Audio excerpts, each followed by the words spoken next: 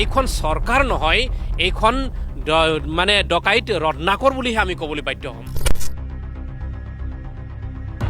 অসমত যিমান APS আছে, যিমান ACS আছে, এওঁলোকৰ ঘৰে ঘৰে চাপা মাৰক, মই কাণ দুখন কাটি দিম, 50 বছৰ অসমখন টেক্স ফ্ৰী হৈ থাকিব পাৰে। শিলহাকুবাসী আজি 3 মাহ ধৰি ইমান গৰমত ইফালৰ পৰা ইফালে ইফালৰ পৰা ইফালে ন্যায় বিচাৰি ঘূৰি ফুৰিছে, কিন্তু চৰকাৰৰ খা খবৰ নাই। যদি এই খিলঞ্জীয়া অফিচাৰখিনি আছে, খিলঞ্জীয়া চৰকাৰখিনি আছে, খিলঞ্জীয়া দল সংগঠন আছে, তেনেহ'লে এই খিলঞ্জীয়া মানুহখিনিক কি সংস্থাপন দিবৰ কাৰণে, এওঁলোকক ক্ষতিপূৰণ দিবৰ কাৰণে আমাৰ হাতত সময় নোহোৱাটো আটাইতকৈ দুৰ্ভাগ্যজনক কথা। নমস্কাৰ, আপোনালোকে চাইছে ফাৰ্ষ্ট নিউজ আছাম। আমি ফাৰ্ষ্ট নিউজ আছামে আমি প্ৰথম দিনাৰ পৰাই আমি দেখুৱাই যাবৰ কাৰণে চেষ্টা কৰিছিলোঁ যিটো ৰাজ্যিক ভোটাৰ্ছ পাৰ্টীয়ে তেখেতলোকৰ 30 দিনীয়া, আচলতে এদিন দুদিন নহয়, আচলতে 30 দিন ধৰি আচলতে একে লেঠাৰীয়ে তেখেতলোকৰ দাবীত আচলতে অসমৰ স্বাৰ্থত অসমৰ যিবিলাক জ্বলন্ত সমস্যা আছে সেই সমস্যাসমূহক চৰকাৰক দৃষ্টিগোচৰ কৰিবৰ কাৰণে তেখেতলোকে এমাহ ধৰি চচলত এই চচলৰ এই প্ৰতিবাদস্থলীত আচলতে এনেকৈ শ লোকে আচলতে এনেধৰণে প্ৰতিবাদ সাব্যস্ত কৰি গৈছে। আৰু তেখেতলোকৰ যি দাবী আছিল সেই দাবীসমূহ প্ৰত্যেক দিনাই একোটাকৈ প্ৰেছ বিজ্ঞপ্তিৰ জৰিয়তে অসম চৰকাৰক দৃষ্টিগোচৰ কৰিছিল। আৰু সেই যিসমূহ আখুৱা বা যিসমূহ তেখেতলোকৰ দৃষ্টিত বা ৰাজ্যিক ভোটাৰ্ছ পাৰ্টীৰ যি আদৰ্শ, সেই আদৰ্শৰ মতে বৰ্তমান মুহূৰ্তত অসমখন পৰিচালিত হোৱা নাই। আৰু সেই আদৰ্শসমূহ আচলতে অসমৰ জনসাধাৰণক আগুৱাই লৈ যাবৰ কাৰণে সেই আদৰ্শসমূহ তেখেতলোকে পৰামৰ্শ প্ৰদান কৰি গৈছিল। গতিকে আজি 29টা দিনত ভৰি দিছে, দেখিছে। মই সহযোগীক দেখুৱাবৰ কাৰণে অনুৰোধ কৰিছোঁ, আচলতে এনেধৰণে দৈনিক শ লোকে আচলতে এই যি অৱস্থান ধৰ্মঘট, এই ধৰ্মঘট কাৰ্যসূচীত কিন্তু তেখেতলোকে এনেধৰণে তেখেতলোকৰ প্ৰতিবাদ সাব্যস্ত কৰি আছে। মই যিহেতু ৰাজ্যিক সভাপতি আছে ললিত পেগু ডাঙৰীয়া আছে, মই তেখেতৰ পৰা আমি জানিবৰ কাৰণে চেষ্টা কৰিম যে তেখেতলোকে প্ৰত্যেক দিনাই চৰকাৰক তেখেতলোকে একোটা প্ৰেছ বিজ্ঞপ্তি দিয়ে, কিন্তু শেহতীয়াকৈ দেখিবলৈ পোৱা গৈছে যে পানীৰ সমস্যা আৰু শেহতীয়াকৈ মূল্য বৃদ্ধি, পুনৰ পেট্ৰল ডিজেলৰ মূল্য আকৌ বৃদ্ধি হ'ব। গতিকে গোটেই বিষয়টো আজি এই প্ৰতিবাদস্থলীৰ পৰা আপুনি কি বাৰ্তা প্ৰেৰণ কৰিব বা আপোনাৰ প্ৰতিক্ৰিয়া কি হ'ব? ধন্যবাদ থাকিল। তো আমি আজি 29টা দিনত ধৰি আমি দৈনিক চৰকাৰৰ কিছুমান ভুল ত্ৰুটি আমি আঙুলিয়াই দি যেনে সুস্থিৰ গণতান্ত্ৰিক ব্যৱস্থা প্ৰতিষ্ঠাৰ কাৰণে চেষ্টা চলাইছোঁ, কিন্তু চৰকাৰে কিমানখিনি আয়ত্ব কৰিছে বা কৰা নাই এইটো আমি নাজানো। কিন্তু আমাৰ এটা কথা আছে কি যে জনসাধাৰণৰ নিত্য ব্যৱহাৰ্য সামগ্ৰীৰ ওপৰত জনসাধাৰণে অতিৰিক্ত কৰ আৰোপ কৰাটো আটাইতকৈ বেয়া কথা। গতিকে চাওক, প্ৰকৃতিয়ে দিয়া পানীখিনিৰ ওপৰতো টেক্সটো চৰকাৰে একচুৱেলি ল'ব নালাগে, হাৱাখিনিৰ ওপৰত চৰকাৰে টেক্সটো ল'ব নালাগে, কিয়নো সেই পানী আৰু হাৱাই আমাক প্ৰাণ দিয়াত সহায় কৰে। তো গণতান্ত্ৰিক এখন ৰাজ্যৰ বা ৰাষ্ট্ৰৰ দায়িত্ব আৰু কৰ্তব্য যিখিনি, তাত আমি এওঁলোকে কৰা কামত অকণমান আমি বিৰোধ দেখিছোঁ। তাৰপিছতে দ্বিতীয় কথাটো হৈছে যে GST ঔষধৰ ওপৰত যিখিনি GST আৰোপ কৰিছে, তো বেমাৰী মানুহৰ পৰা GST লোৱাটো আটাইতকৈ বেয়া কথা হৈছে। এইটো গণতান্ত্ৰিক নিয়মৰ পৰিপন্থী। গতিকে চৰকাৰক সেই কথাটো কৈছোঁ যে নিত্য ব্যৱহাৰ্য সামগ্ৰী আৰু ঔষধৰ ওপৰত অতিৰিক্ত কৰটো উঠাই দিব লাগে। যদি এওঁলোকে উঠাই নিদিয়ে তেনেহ'লে এওঁলোকৰ গতিধাৰা চাই পেলাই আমি ভাবিবলৈ বাধ্য হ'ম এইখন চৰকাৰ নহয়, এইখন মানে ডকাইত ৰত্নাকৰ বুলিহে আমি ক'বলৈ বাধ্য হ'ম। কাৰণ চৰকাৰৰ দায়িত্ব আৰু কৰ্তব্য হৈছে নাগৰিকক সুস্থিৰ জীৱন যাপন দিয়াটো চৰকাৰৰ দায়িত্ব আৰু কৰ্তব্য। কিন্তু এই গৰমৰ দিনত মানুহক একেবাৰে মজবুৰিত পেলাই মানুহৰ জেপ কটাৰ যিকোনো প্ৰৱণতা, সেই প্ৰৱণতা এওঁলোকে এৰিব লাগে। আমাৰ আৰু এটা কথা আছে যে মানুহে ক'ব যে কৰ আৰোপ নকৰিলে আমাৰ টকা নাই। মই এটা কথা কৈছোঁ, চৰকাৰক এটা কথা কৈছোঁ, টকা ক'ত আছে আমি দেখুৱাই দিম। টকা অসমত যিমান APS আছে, যিমান ACS আছে, এওঁলোকৰ ঘৰে ঘৰে চাপা মাৰক, মই কাণ দুখন কাটি দিম, 50 বছৰ অসমখন টেক্স ফ্ৰী হৈ থাকিব পাৰে। ইমান ধন ACS আৰু APSৰ ঘৰত আছে, আমাক নিয়োগ কৰক, আমি 50 বছৰ অসমত কৰমুক্ত কৰি চলিব পৰা কেপাচিটি, দিব পৰা কেপাচিটি আমাৰ হাতত আছে। গতিকে পইচা সেইখিনিত আছে, আমি দেখুৱাই দিছোঁ। আৰু এটা কথা যে গণতান্ত্ৰিক চৰকাৰৰ ব্যৱস্থা কি হোৱা উচিত। আমি চালোঁ ইয়াত আমি এমাহ দিন বহি আছোঁ, কিন্তু আমাৰ পিছফালে যিটো শিলহাকু উচ্ছেদ কৰিলে, শিলহাকুবাসী আজি 3 মাহ ধৰি ইমান গৰমত ইফালৰ পৰা ইফালে ন্যায় বিচাৰি ঘূৰি ফুৰিছে, কিন্তু চৰকাৰৰ খা খবৰ নাই। আমি ভাবোঁ যিমান কষ্টৰ মেহনতৰ টকা খৰচ কৰি সজোৱা বিল্ডিংখন যেতিয়া JCB বুলডোজাৰ লগাইছিলে তেতিয়া সেই মানুহখিনিৰ অন্তৰ ফাটি গৈছিলে, এওঁলোকৰ কলিজা দুফাল হৈ গৈছিলে। কিন্তু বাচি থকা কলিজাখিনিকো সিজাই খাবৰ কাৰণে চৰকাৰে চেষ্টা কৰা উচিত নহয়।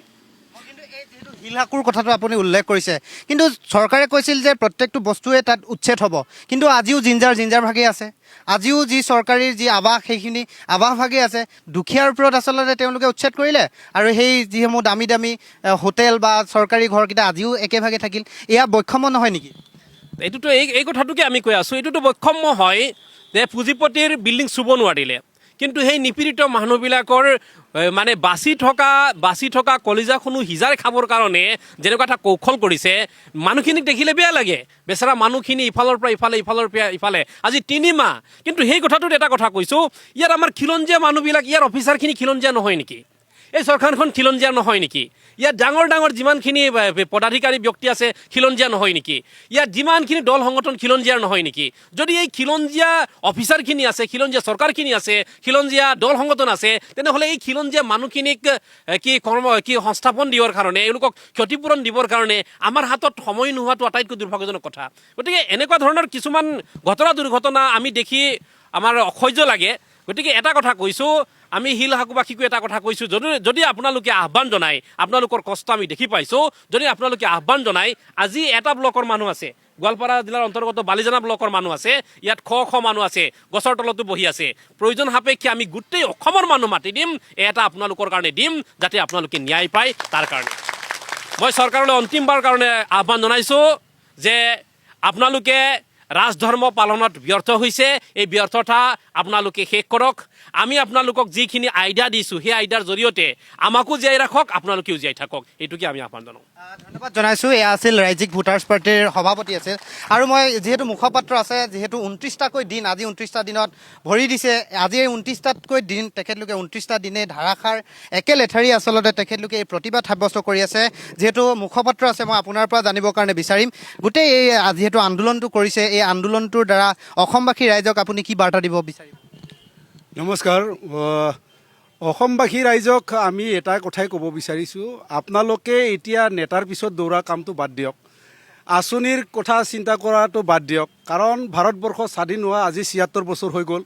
76 বছৰৰ যিটো বেমাৰ, এই বেমাৰটো ভাল কৰাৰ কাৰণে কংগ্ৰেছৰ কোনো ইছ্যু নাই, বিজেপিৰ কোনো ইছ্যু নাই, কোনো ৰাজনীতিক দলৰ ইছ্যু নাই। একমাত্ৰ দল আছে ভোটাৰ্ছ পাৰ্টি ইণ্টাৰনেশ্যনেল দল। আমি সকলোৰ কাৰণে ইয়াতে বহিছোঁ, আমি নিজস্বৰ কাৰণে একো বহা নাই। ইয়াৰ কাৰণে আমি এটা কথা কৈছোঁ, এইখন অসমৰ চকীদাৰৰ দ্বাৰা চলা দেশ নহয়, এইখন জনসাধাৰণৰ দ্বাৰা চলা দেশ হ'ব লাগিব, অসম হ'ব লাগিব। যিহেতু দেখা পোৱা গ'ল শেহতীয়াকৈ, যিহেতু চৰকাৰে আচলতে জোনমণি ৰাভাৰ যিটো এগৰাকী ট্ৰাইবেল ছোৱালী আছিল, আপুনিও এগৰাকী ট্ৰাইবেল, গতিকে মই এটা কথা সুধিম, যিহেতু CBIক কেছটো হস্তান্তৰ কৰাৰ কথা কৈছিল CIDৰ পৰা CBIলৈ, কিন্তু আজি পৰ্যন্ত কিন্তু CBI গোটেই কেছটো লোৱা নাই, আৰু জোনমণি ৰাভাৰ ক্ষেত্ৰত কিন্তু মুখ্যমন্ত্ৰী আজিৰ দিনটোলৈকে মৌন। গতিকে গোটেই বিষয়টো ভোটাৰ্ছ পাৰ্টিৰ ফালৰ পৰা, আপোনালোকৰ ফালৰ পৰা কি প্ৰতিক্ৰিয়া হ'ব? নাই, আমি এটা কথা শুনিছোঁ, আগৰ পৰাই শুনি আহি আছোঁ, চাণক্যৰ কথা কোৱা যে ওম নম স্বাহা, ওম নম স্বাহাৰ দ্বাৰা ৰাইজ বা দেশ উন্নতি নহয়। ওম নম স্বাহা বুলি পূজা পাতল কৰি তেওঁলোকে দান দক্ষিণা লোৱা মানুহ, হয়নে নহয়? তে দান দক্ষিণা লোৱা মানুহে অসমখনক কি চলাব? তেওঁ এটা মাত্ৰ মানে কি বুলি কয়, গুৰু ৰখীয়াৰ নিচিনা, গাই গুৰু ৰখীয়াৰ নিচিনা। গাই গুৰুটোক পালন কৰিছে, গাই গুৰুৰ মুখখন অসমত থৈ দিছে, গাই গুৰুৰ পিছফালখন দিল্লীত থৈ দিছে। অসমৰ মানুহে গাই গুৰুক দানা খুৱাই থাক, আৰু দিল্লীৰ মানুহে বাল্টিং ভৰাই গাখীৰ খাই থাক। এই ছিষ্টেমৰ যিটো ৰাজনীতি, পুঁজিপতিৰ কাঠপুতলা অসমৰ মুখ্যমন্ত্ৰীৰ দ্বাৰা একো নহয়। আৰু তেওঁলোকে চিন্তা চৰ্চা, RSSৰ চিন্তা চৰ্চা যে খিলঞ্জীয়া উত্তৰ পূৰ্বাঞ্চলত খিলঞ্জীয়া ট্ৰাইবেলসকলক ফাৰ্ষ্ট টাইমত শেষ কৰিব পাৰিলে বাকী জাতিক শেষ কৰিব পৰা যাব বুলি তেওঁলোকৰ চিন্তাধাৰা আছে। ইয়াৰ কাৰণে আজি জোনমণি ৰাভাই এটা টেবলেট আছিল, কেঞ্চাৰ বেমাৰৰ এটা টেবলেট আছিল, আৰু এই টেবলেটটোক শেষ কৰাৰ কাৰণে অসমৰ মুখ্যমন্ত্ৰীৰ পৰা DGPৰ পৰা আদি কৰি সকলোৱে ৰিলেশ্যনশ্বিপত তেখেতক জানি বুজি হত্যা কৰা হৈছে। আচলতে মই ধন্যবাদ জনাইছোঁ আচলতে এনেধৰণে যিবিলাক সাম্প্ৰতিক সময়ত অসমত যি ঘটনা পৰিঘটনা সংঘটিত হৈ আহিছে গতিকে এই গোটেই প্ৰতিক্ৰিয়া আচলতে তেওঁলোকৰ মনৰ প্ৰতিক্ৰিয়া ল'বৰ কাৰণে চেষ্টা কৰিছোঁ শেহতীয়াকৈ মই দেখুৱাবৰ কাৰণে আকৌ অনুৰোধ কৰিছোঁ আচলতে এনেধৰণে প্ৰখৰ ৰ'দকো নেওচি যিহেতু 29টা দিন অতিক্ৰম কৰিছিল সেই 29টা দিনত কোনোবা দিন ৰ'দ কোনোবা দিন বৰষুণ তাৰপিছতে দেখিবলৈ পোৱা গৈছিল যে 144 ধাৰাও জাৰি কৰিছিল গুৱাহাটী মহানগৰীত মই আকৌ এবাৰ আহিছোঁ মই আপোনাৰ লগত সহযোগীক মই পুনৰবাৰ দেখুৱাবৰ কাৰণে অনুৰোধ কৰিছোঁ শেষবাৰৰ কাৰণে আপুনি আৰু কিবা প্ৰতিক্ৰিয়া প্ৰকাশ কৰিব বিচাৰিব নেকি আৰু এটা প্ৰতিক্ৰিয়া এইটোৱে আছে যে আমি এইখন অসম বা এইখন ভাৰতবৰ্ষ এইখন জনতাৰ দেশ হয় হা কোনো নেতাৰ দেশ নহয় কিন্তু শেহতীয়াভাৱে আমি যোৱাকালি এটা ঘটনা আমাৰ ইয়াতে হ'ল যে এই যিটো ইলেক্ট্ৰিক আমি যিটো দুটা মানে হেলোজিন বাল্ব ব্যৱহাৰ কৰি আছোঁ তেওঁলোকে চৰকাৰী পক্ষৰ পৰাই হেঁচা দি এই দুটা লাইটকো বন্ধ কৰি দিছে আৰু পুলিচ প্ৰশাসনৰ মানুহ হতুৱাই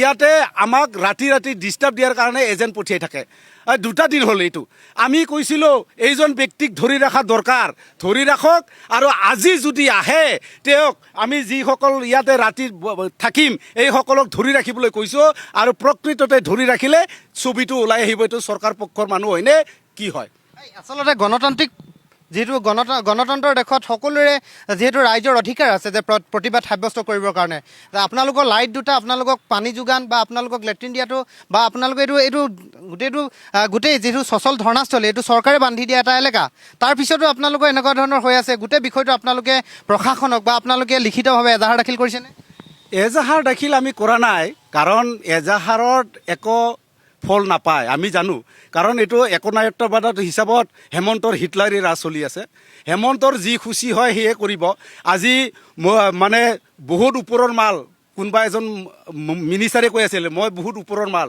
আজি সেই ওপৰৰ মালৰো কোনো ভেলু নাই হা তেওঁলোকৰ কেবিনেটত যিমানজন সংখ্যা আছে তেওঁলোকৰো কোনো ভেলু নাই পোনপটীয়াকৈ হেমন্ত বিশ্ব শৰ্মা মুখ্যমন্ত্ৰীয়ে নিজৰ কেপচাৰত আনি আছে আৰু সেই হিটলাৰী ৰাজ চলাই আছে আমি এইটোৱেই দেখা পাই আছোঁ ইয়াৰ কাৰণে আমি শিক্ষিত সমাজক বা ভোটাৰ ৰাইজক অনুৰোধ কৰিছোঁ কংগ্ৰেছ বিজেপি যি পাৰ্টীয়ে নহওক তেওঁলোকৰ লগত ৰাইজৰ কাৰণে কোনো এজেণ্ডাৰ নাই মাত্ৰ আঁচনি আছে আমি কৈছোঁ আঁচনি বন্ধ কৰক আমাক ডাইৰেক্টলি মাহে মাহে টকা দিয়াৰ ব্যৱস্থা কৰক আমি সেইটোৱে ক'বলৈ বিচাৰিছোঁ ধন্যবাদ জনাইছোঁ আচলতে এনেধৰণে ভোটাৰ্ছ পাৰ্টিৰ লোকসকলে এনেধৰণে প্ৰতিবাদ সাব্যস্ত কৰি গৈছে ফাৰ্ষ্ট নিউজৰ জৰিয়তে আচলতে আমি প্ৰথম দিনাৰ পৰা আজি যিহেতু 29টা দিনত ভৰি দিছে গোটেই পৰিৱেশবিলাক আমি দেখুৱাই যাবৰ কাৰণে চেষ্টা কৰিলোঁ ধন্যবাদ